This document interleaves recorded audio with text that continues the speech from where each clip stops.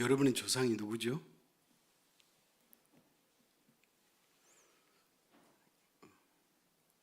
아담이 우리의 조상이잖아요.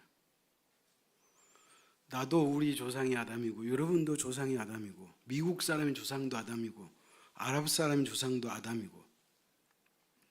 자, 제가 왜 이 말을 드리냐면, 우리는 다 연결되어 있다는 거예요. 누구하고 연결되어 있다는 거예요? 하나님과 연결되어 있다는 거예요. 그래서 이런 표현을 써요. 사람들은 다 보이지 않는 끈으로 연결됐다. 그렇게 이야기해요. 자, 이 말이 의미는 뭐냐? 관계가 없는 사람이 없다는 거예요. 다 관계로 사는 거예요. 그래서 인생은 뭐냐? 관계예요. 신앙은 뭐냐? 관계예요. 그런데 하나님은 당신을 믿는 사람만 관계하느냐? 그렇지는 않아요. 그리스도 밖에 있는 사람도 하나님은 관계하세요. 오늘 그 대표적인 인물이 한 사람 나오는데, 우리가 어렸을 때 주일학교 다닌 사람들은 나만 장군의 이야기를 여러 번 설교 들었어. 우리 어렸을 때도 이 이야기 많이 하거든. 또 오늘 본문의 주인공이 누구예요? 나만 장군이야. 이 사람은 유대인이 아니에요. 이스라엘 사람이 아니에요. 오늘 성경에 소개가 나왔는데 그는 아람 왕의 군대 장관이라 그렇게 나왔어요. 자, 1절 같이 한번 읽습니다. 아람 왕의 군대 장관 나아만은 그의 주인 앞에서 크고 존귀한 자니 이는 여호와께서 전에 그에게 아람을 구원하게 하셨습니다. 그는 큰 용사이나 나병 환자더라. 자, 어찌됐든 이 나아만이라고 하는 아람 사람은 자신의 왕에게 아주 존귀하고 큰 자라고 칭송을 받았어요. 그리고 또 뭐라고 얘기냐면 그는 큰 용사라 그랬잖아요. 자, 이 말이 의미는 뭐냐? 왕 다음가는 그렇게 높은 관직에 있는 사람이다, 그런 의미예요. 그러니까 이 남아있는 사람은 진짜 대단한 사람이잖아요. 물론 사람이 노력해가지고 높은 관직에 올라갈 수 있어요. 그러나 중요한 것은 그 왕으로부터 존귀함을 받고 칭찬을 받고 인정받는 것은 사실 쉬운 것은 아니에요. 근데 이 사람은 존귀함을 받고 인정받았다, 그렇게 말하는 거예요. 오늘 본문에서 그는 크고 존귀한 자라 했는데, 크다는 말의 의미는 뭐냐? 위대하다, 그 말이에요. 어떤 사람을 위대하다 그러죠? 이 사람이 뚜렷한 업적을 남긴 사람을 위대하다고 표현한 거예요. 그러니까 아람의 왕이 이 나아만을 보고 너는 위대하다, 그렇게 이야기했다는 거예요. 그러니까 이 사람의 삶은 보통 삶이 아니에요. 대단한 삶이었다는 것을 우리가 알 수 있는 거예요. 또 그뿐만이 아니네요. 그는 존귀한 자라 그랬어요. 존귀한 자라는 말의 원뜻을 찾아봤더니요, 그 얼굴이 들려 올려진 자, 이런 뜻이 있어요. 그의 얼굴이 들려 올려진 자, 그런 말이에요. 이 말이 뭐예요? 자기가 자기를 고개를 들고 높인 적이 아니에요. 이거는 교만이에요. 근데 자기가 아닌 다른 사람이 그 사람의 얼굴을 들어 높였다는 거예요. 그래서 이걸 존귀한 자, 그렇게 표현한 거예요. 자, 제가 지금 계속 이 설명 드린 건 뭐예요? 이 아람의 군대 장관 나아만은 그는 인성과 성품과 그의 직책과 그리고 그 사람이 살아온 삶의 뒤안길을 봤을 때 많은 사람으로부터 인정받고 존귀한 자라고 칭송을 듣는 사람이다, 그런 말이에요. 이렇게 살기 쉬워요? 어려워요? 어려워요. 자, 이렇게 완벽할 것 같은 사람인데 이 사람에게 하나 문제가 있었네. 그 문제를 뭐라 그래요? 오늘 성경에 그는 나병 환자더라, 그렇게 말합니다. 나병 환자예요.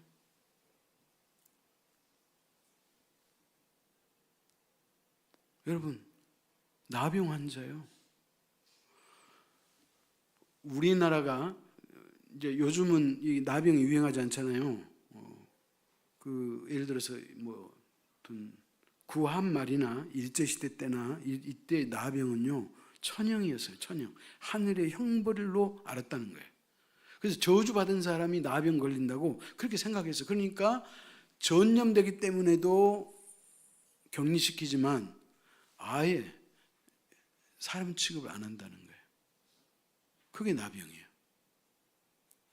근데 이 까마득한 옛날에 이 나만이라는 장군이 그렇게 사회적으로 높임을 받고 존귀하고 사람으로부터 인정받는 총애를 받는 그리고 높은 관직에 있는 사람인데 이 사람이 나병 환자가 됐다는 거예요. 여러분이 그 입장이라면 어떻게 하겠어요?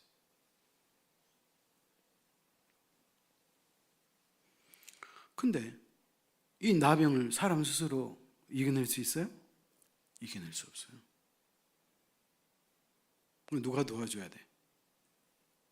응? 지금의 의술로도 나병을 치료하기가 어려운데 그 까마득한 옛날에 의술로 택도 없어요. 누구만이 치료할 수 있다? 하나님만이 치료할 수 있다는 거예요. 그러니까 하나님께서 이 이방 사람 군대 장관이지만 이 나만을 하나님이 찾아오셨다 그런 말이에요. 하나님이 찾아오셨다는 거예요. 이게 중요한 거예요. 제가 오늘 아침에 새벽 기도를 드리면서 그 본문에 이렇게 말씀했어요. 어떻게 이야기하느냐? 성령 하나님께서 우리 안에 계시는데 그분이 우리를 얼마나 사랑하느냐? 시기하시기까지 사랑한다는 거예요. 응? 여러분 사랑하는 건 좋은데 그 사랑이 넘치면 과하다 그러잖아요. 사랑이 과하면 시기와 질투로 드러나는 거예요. 내가 어떤 사람을 사랑하는데 그 사람에 대한 사랑이 너무 커버리면, 너무 과해버리면 집착하게 되고 그 집착은 뭐냐? 자기 홀로 독점하고 싶은 마음이 생긴다는 거예요. 그래서 시기가 나오고 질투가 생긴다는 거예요. 그런데 하나님이 우리를 얼마나 사랑하느냐? 시기하고 질투하기까지 사랑한다는 거예요. 그러니까 뭔 말이에요? 하나님이 그렇게 단어를 쓰셨을 뿐이지 하나님은 우리를 그렇게 사랑한다는 거예요. 저와 여러분은 그 하나님의 사랑을 그냥 무방비로 비 오는 날 우산 없이 비를 무방비로 맞는 것처럼 그 하나님의 사랑의 폭포수를 맞고 현재 살고 있음을 믿으시기 바랍니다. 자, 그런데 이 아람의 군대 장관 나만이라는 사람이 그럼 어떻게 이렇게 뛰어난 인물이 되고 사람으로부터 존귀함을 받고 총애를 받고 이렇게 대단한 사람이 됐느냐? 물론 그 사람 자신이 노력도 있었겠지만 근데 성경은 그 사람이 왜 그렇게 됐는지를 설명하고 있어요. 2절 같이 읽습니다. 시작. 전에 아람 사람이 떼를 지어 나가서 이스라엘 땅에서 어린 소녀 하나를 사로잡음에 그가 나아만의 아내 수종 들더니 그랬어요. 자, 뭔 말이냐면 이 아람 군대가 언젠가 이스라엘을 쳐들어왔다는 거예요. 그래갖고 이스라엘과 전쟁을 했는데 그때 그 전쟁 때 작은 여자아이 하나를 볼모로 잡아갔다는 거예요. 자, 근데 이거보다 더 우선적으로 1절이에요. 1절. 자, 이 나아만은 왕으로부터 존귀함을 받았다 그랬죠? 자, 근데 나아만은 유대인이에요? 이방 사람이에요? 이방 사람이에요. 자, 유대인이다 이 말은 뭐예요? 기본적으로 하나님을 믿는 사람을 말하는 거예요. 그러면 이방 사람이다 그 말은 뭐예요? 하나님을 믿지 않는 자다 그 말이에요. 자, 근데 하나님을 믿지 않는 이 나아만에게 무슨 일이 있었느냐? 1절 중반절에 봤더니 이렇게 나오네요. 여호와께서 전에 그에게 아람을 구원하게 하셨습니다. 그런 거예요. 잘 보십시오. 아람이 언제 어느 나라와 전쟁했는지는 몰라.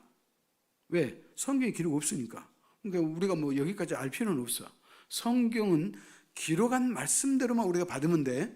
자, 근데 전에 이 나만 장군이 전투에 나갔는데 그 전투에서 잘 보십시오. 그에게 누가?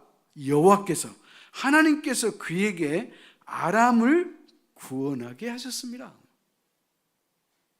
그러니까 이 전쟁에서 아람 군대가 패할 수밖에 없는 그런 상황이었던 것 같아요. 자, 그런데 그 상황을 나만 장군이 전쟁에서 승리로 이끌었단 말이에요. 그러니까 왕이 자기 다음에 직책을 줬고 존귀한 자고 또 뛰어난 인물이라고 칭송했잖아요. 아멘? 자, 근데 문제는 뭐냐? 이 자기 나라, 아람 나라를 구원하는 이 전쟁에서 승리할 수 있던 비결이 뭐라고 나왔어요?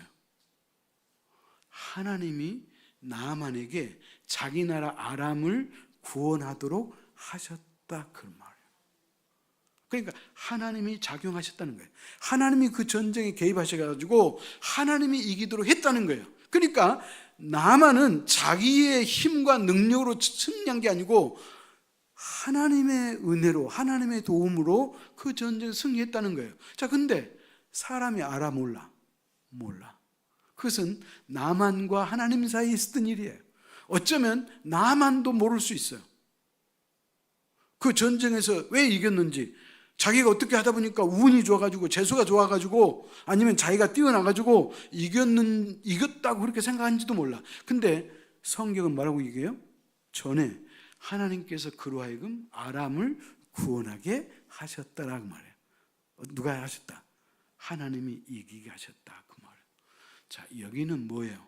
하나님의 특별한 관심이 있었다, 이 의미도 있고, 하나님께서 지금 무엇인가를 하시려고 하시는 일이 있다, 그 말이에요. 근데 이 나아만에게 한 가지 어려움이 있다 그랬죠. 그게 뭐예요? 나병이 걸렸다, 그 말이에요. 생각해 보세요. 자, 여러분이 가지고 싶은 게 뭐예요? 자, 여러분 재산 마음속으로 생각해요. 재산 몇 억 있으면 좋겠어요? 그거 가지세요. 가졌어. 자, 여러분의 주택, 여러분의 집 몇 평짜리가 있으면 좋겠어요? 자, 여러분 상상하시고 마음속으로 딱 담아. 이미 가졌어, 그 집을. 여러분이 사회적 지위, 여러분이 높이 오르고 싶은 그 사회적 지위를 마음속에 연상하고 이미 그 직책을 가졌어. 여러분, 부족함이 없이 다 가졌어. 물어봅시다. 근데 나병이 걸렸어. 목사님, 나는 나병 걸려도 괜찮아. 나는 재산이 많고 우리 집이 크고 내가 호화롭게 누리고 살 수 있으면 나 그것을 만족해요. 자, 이렇게 말씀하시겠어요? 아니면 하나님, 나 집이고 뭐고 다 필요 없어요. 제발 나 나병만 고쳐주면 좋겠어요. 이렇게 나오겠어요? 자, 첫 번째예요? 두 번째예요? 그래, 두 번째예요. 우리 저 명은이 청년이 두 번째 그러네. 여러분, 어느 누구나 다 두 번째예요. 봐요. 나만이 칭찬받는 모든 그에 대한 덕담과 칭찬과 총애와 존귀함이 있어도 나병이 있으니까 아무 필요가 없어. 쓸모가 없어. 문제는 뭐다? 나병이다. 나병 고쳐야 돼. 재산 다 필요 없어. 나병이라는 거예요. 근데 이 나아만 장군은 이 나병에 봉착했다, 그 말이에요.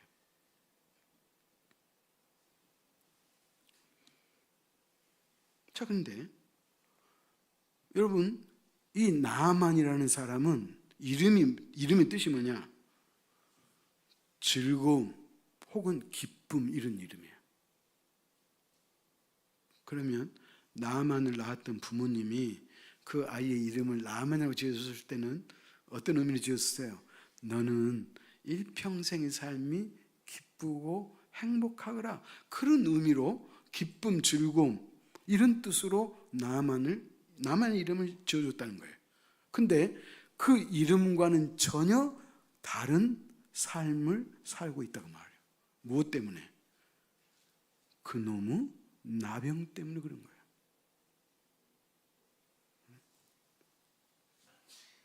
근데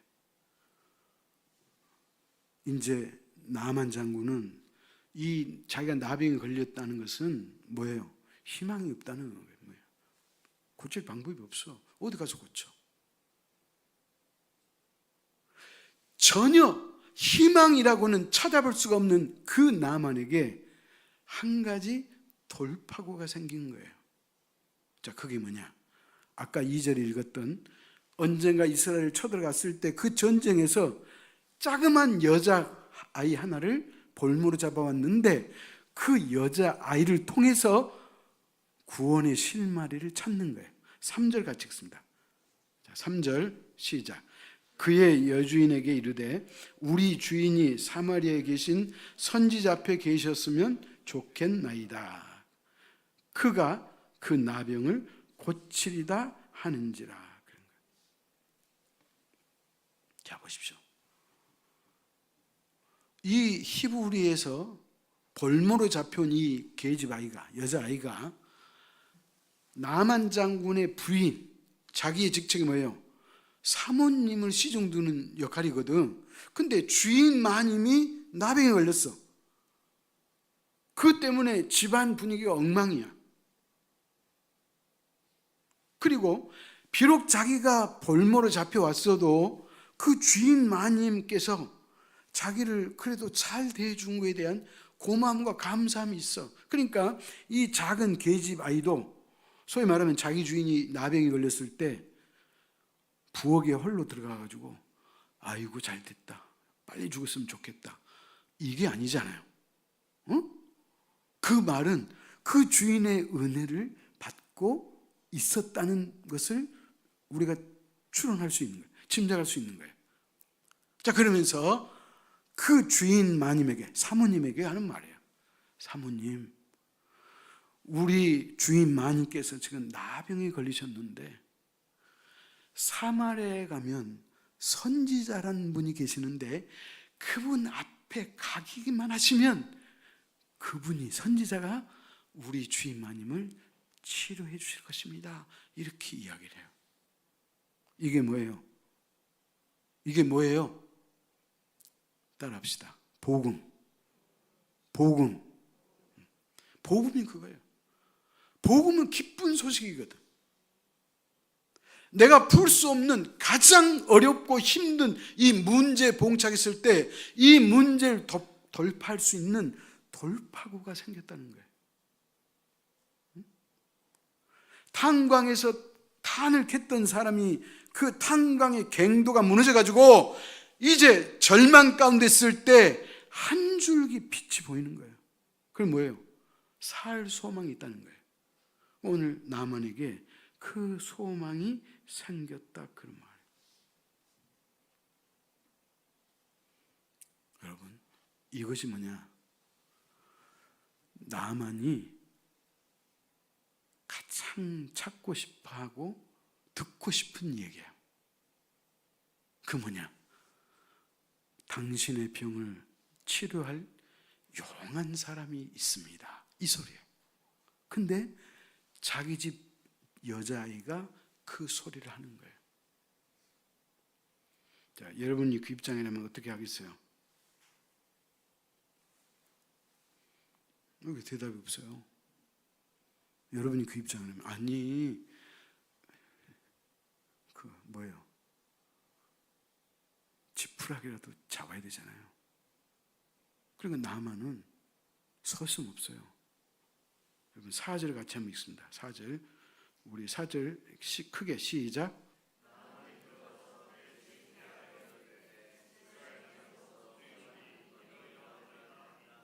네, 잘 보십시오. 나만이 들어가서 그의 주인께 아뢰되. 자, 이것은 뭐냐? 제가 압축돼서 말한 거예요. 나만이 자기 부인에게 자기 집 그 여자아이 이야기를 들었어요.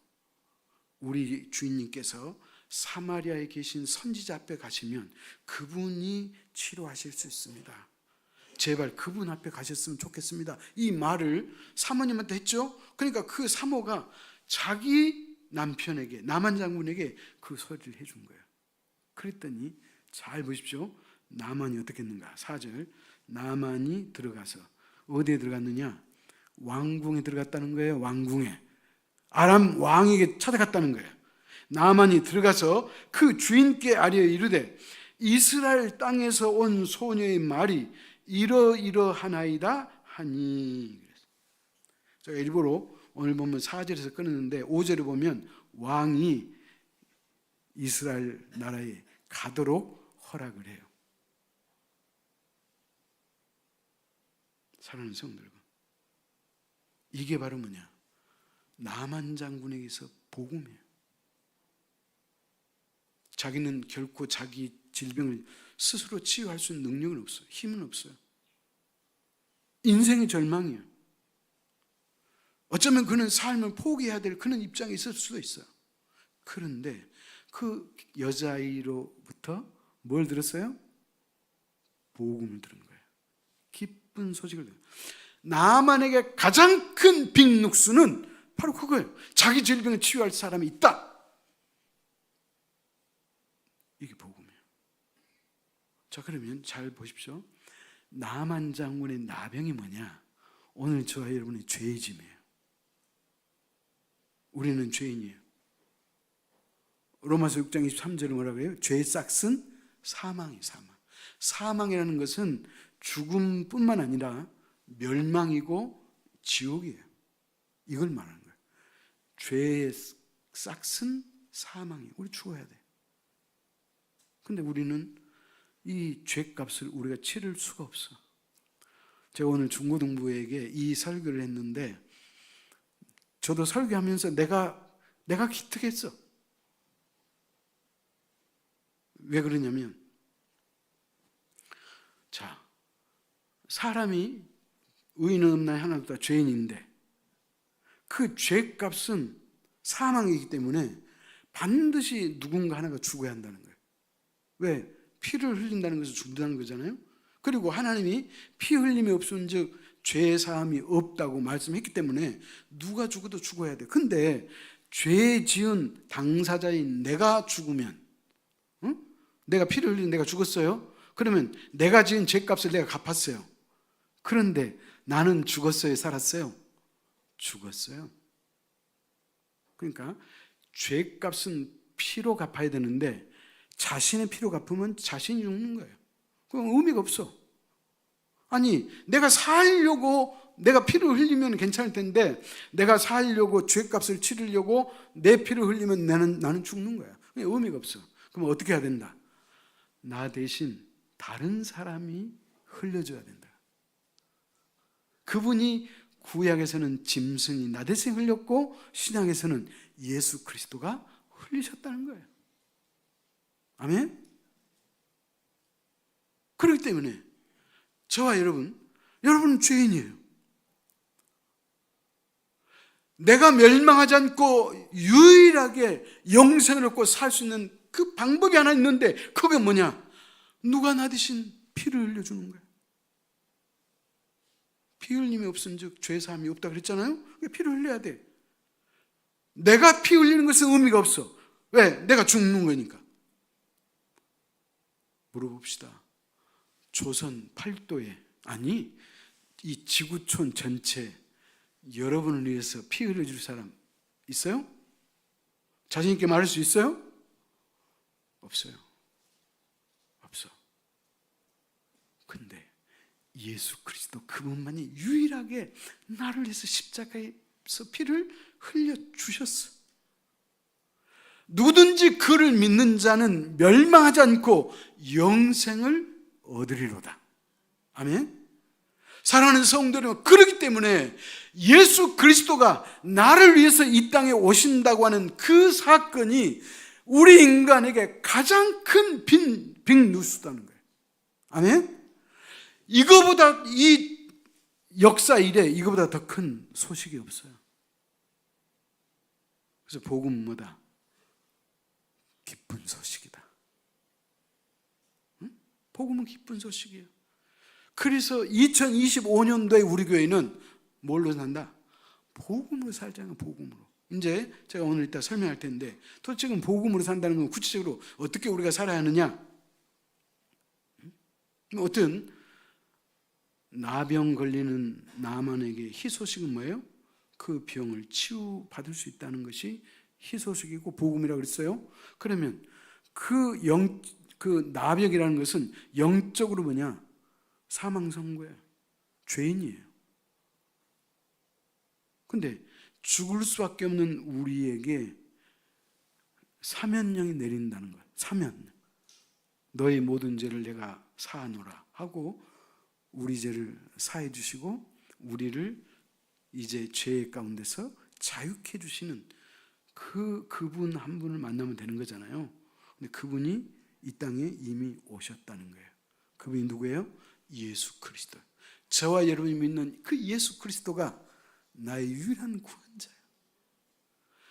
이것을 처음 듣는 그 순간 저와 여러분은 복음을 듣는 거예요. 아멘? 그래서 예수 믿고 우리가 이 자리에 앉아 있는 거 아니겠어요? 우리는 이미 복음을 받은 사람이에요. 그러니까 오늘 본문의 나병 환자였던 나아만은 결국 누구 모습이냐? 저와 여러분의 모습이에요. 나의 모습이에요. 내가 영적으로 나병 걸린 사람이에요. 나는 희망이 없고 죽을 수밖에 없어요.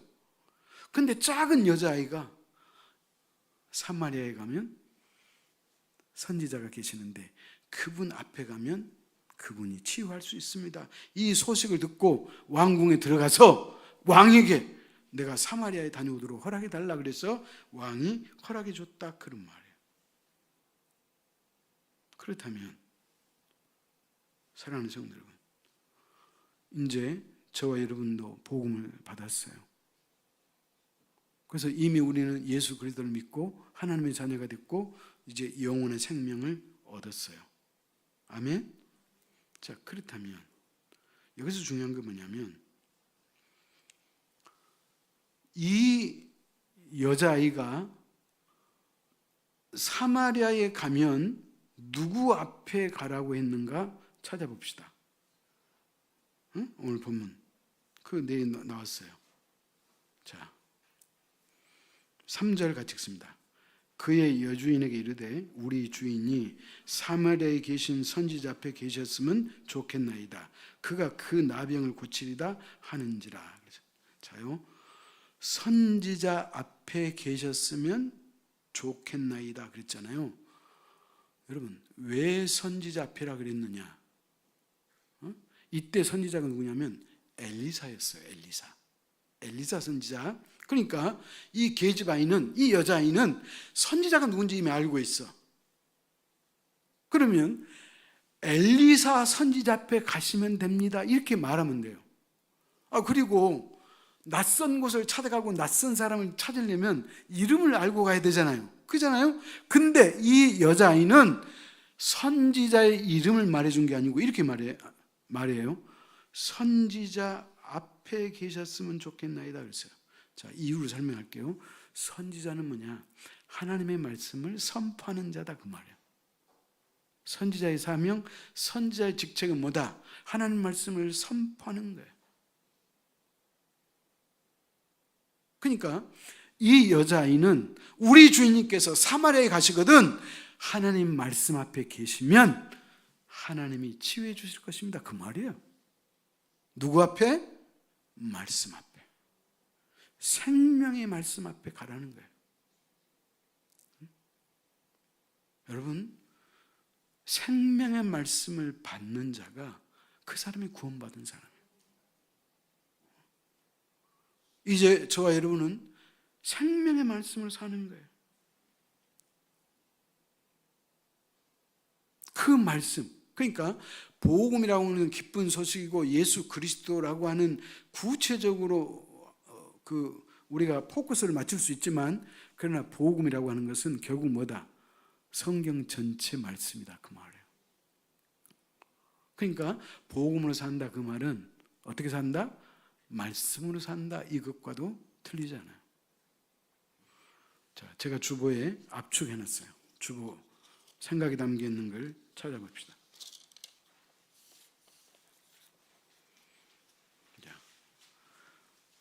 2025년도 우리 교회 표어가 복음으로 사는 삶이에요. 그러면 복음으로 사는 삶이란 무엇이냐?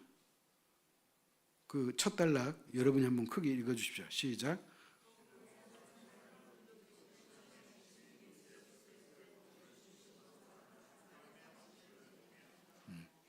예수 그리스도의 복음을 중심으로 사는 삶의 한 방식이다 그랬어요. 그래서 키워드가 누구예요? 예수 그리스도요. 예수 그리스도. 그러나 이것을 우리가 더 넓은 의미로 말씀드리자면 말씀으로 사는 것이 곧 복음으로 사는 것이다 그 말이에요. 자, 그러기 위해서는 자, 5가지.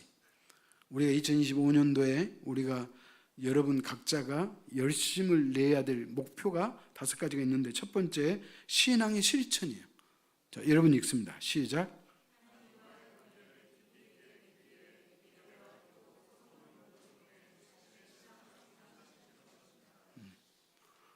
자, 여러분의 자녀 있죠? 여러분의 자녀가 중학교 3학년이 됐어. 그러면 이제 어디로 가요? 고등학교로 올라가요. 왜? 1년 자랐기 때문에 고등학교로 올려보내는 거예요. 초등학생도 마찬가지예요. 6학년을 마치면 중학교로 올려보내는 거예요. 왜? 그만큼 성장했기 때문에. 그러면 교회 안에서는 학년은 없지만 신앙은 성장해야 돼? 아니면 하락해야 돼? 응? 성장해야죠. 그렇기 때문에 복음으로 사는 삶은 뭐냐? 여러분의 신앙을 여러분이 성장시켜야 돼. 그것이 여러분에게 의무가 있고 여러분의 책무라는 거예요.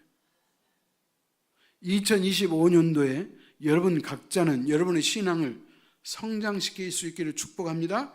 그 다음에 2번째, 사랑과 용서예요. 같이 읽습니다. 시작.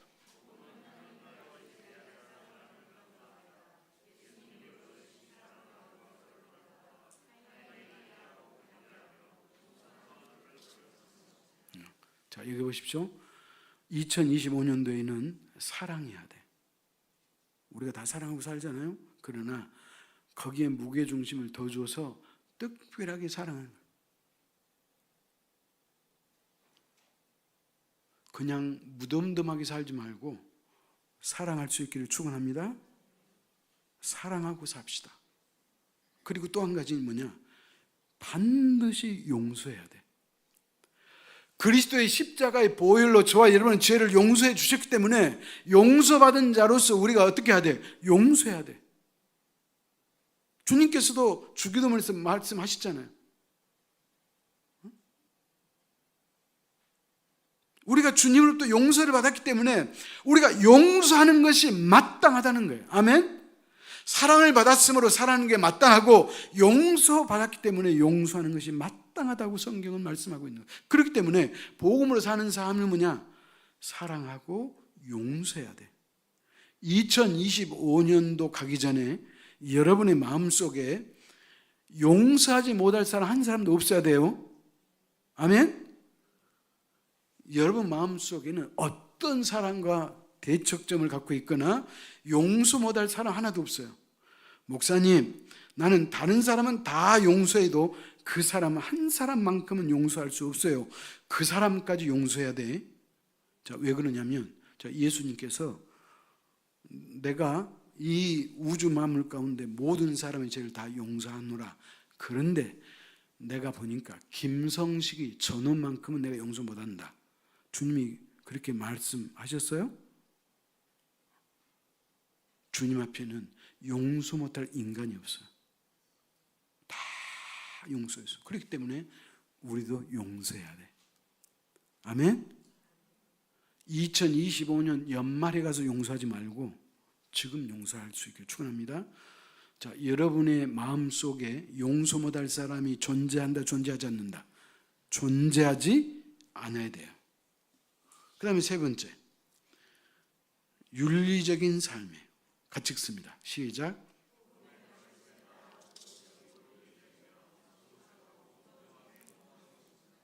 자, 무슨 말이냐? 우리가 그리스도인이 되어가지고도 말씀대로 사는 것은 두 번째고, 윤리 도덕적으로도 그조차도 제대로 못 사는 사람이 있어. 되겠어요? 안 되겠어요? 여러분, 그렇게 살면 안 돼. 아니, 우리는 윤리 도덕을 뛰어넘고 하나님의 말씀대로 살아야 될 입장에 있는 사람인데, 최소한의 윤리 도덕도 못 지키고 사는, 소위 말하면 사람의 도리를 하지 못하고 사는 그런 어리석은 사람이 돼가지고 그래도 나는 예수 믿네 하고 교회를 다닌다는 것은, 그것은 참으로 어리석은 일이에요. 아멘? 그렇기 때문에 저와 여러분에게 마음속에 이제 분명해야 돼. 시민의식, 질서의식, 그리고 사람을 상대하는 것, 그 모든 것들이 여러분은 모범적이어야 돼. 예를 들어서 어디 가서 줄 서는데 새치기 하지 말라는 거예요. 아니, 내가 빨리 해야 될 어떤 일이 있을 경우는 설명하고 양해를 구하고 해야죠. 예를 든다면. 저도 완벽하지 않아요. 저도 목사이지만 저도 윤리 도덕적으로 제가 책임 있는 삶을 살려고 내가 다짐했어. 아멘? 아멘? 그렇게 살 수 있기를 축원합니다. 그 다음 마지막 다섯 번째. 네 번째네요. 봉사와 섬김. 같이 읽습니다.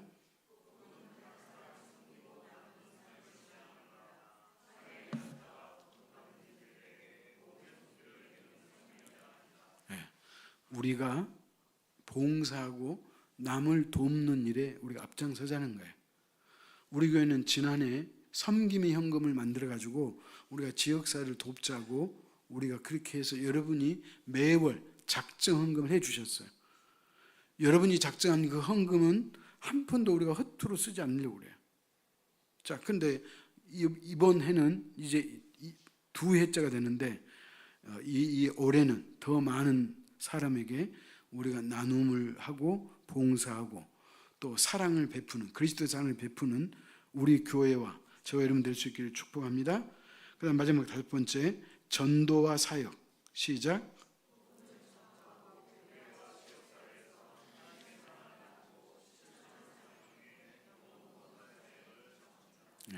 전도하고 영혼 구하는 것은, 그것은 우리의 기본이에요. 복음 전하는 것은 기본이에요.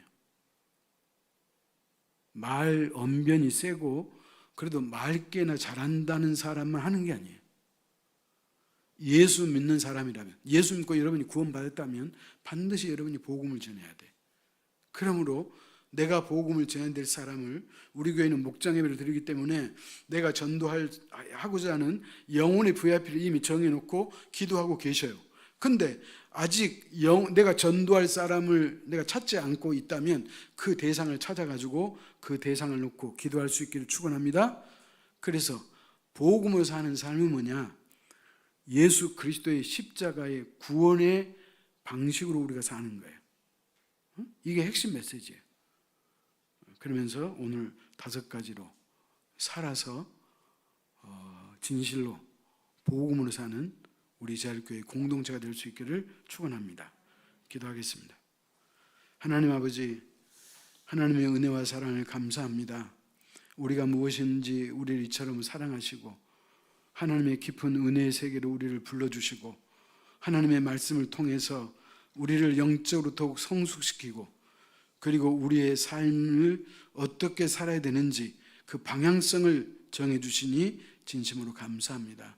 우리가 복음을 듣고 예수 그리스도가 나의 구주인 것을 고백했고, 이제 그 그리스도의 십자가의 보혈의 공로로 우리가 구원을 받았으며 이제 영생을 얻었고 이미 사망에서 생명의 땅으로 옮겨갔습니다. 그러므로 아버지 하나님, 이제 우리가 이 삶을 누리려고 하지 말게 하시고, 이 은혜를 받았으니 나도 한 시대를 살아가는 이웃과 친지와 그리고 지인들에게 하나님의 사랑을 베풀고 나누고 섬김의 삶을 살아가는 우리 모두가 되도록 축복하여 주옵소서. 이것이 바로 복음으로 사는 삶이오니 2025년 한 해 반드시 5가지를 우리의 마음속에 정하고 지킬 수 있도록 힘과 능력을 허락하여 주옵소서. 예수님의 이름으로 기도하옵나이다. 아멘.